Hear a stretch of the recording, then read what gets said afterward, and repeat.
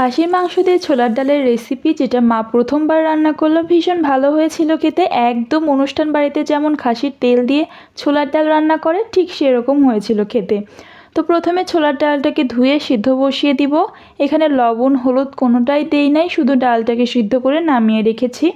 মাংসটাকে ম্যারিনেট করব লবণ হলুদ লাল লঙ্কার গুঁড়া আর একটু লেবুর রস দিয়ে। প্রথমে ফ্রাই প্যানে দিয়ে দেবো একটু রান্না সাদা তেল। পেঁয়াজটাকে হলুদ লবণ দিয়ে ভেজে নিতে হবে।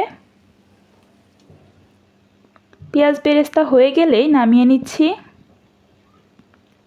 একই তেলে ফোড়নে দিয়ে দিব এলাচ দারচিনি লবঙ্গ তেজপাতা শুকনা লঙ্কা আর দিয়ে দিব কেটে রাখা পেঁয়াজ। বাটা মশলার মধ্যে দিয়ে দিব রসুন বাটা আদা বাটা জিরা ধনে বাটা। ভালো করে মশলাটাকে ভেজে নিচ্ছি।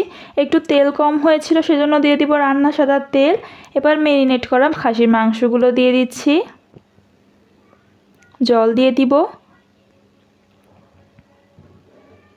এবার ঢাকা দিয়ে রেখে দিব 25 মিনিটের জন্য।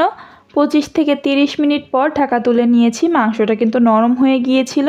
এবার দিয়ে দিব সিদ্ধ করা ছোলার ডাল। স্বাদমতো লবণ দিয়ে দিচ্ছি। উপর থেকে দিয়ে দিব 4টা চেরা কাঁচা লঙ্কা। আবারও ঢাকা দিয়ে দিচ্ছি 10 থেকে 15 মিনিটের জন্য। 15 মিনিট পর আমরা ঢাকা তুলে নিয়েছি। ডালটা বেশ নরম হয়ে গেছে, মাংসগুলো অনেকটা নরম হয়ে গেছে। এবার নামানোর আগ দিয়ে দেবো একটু ঘি আর একটু দিয়ে দিব গরম মশলা বাটা।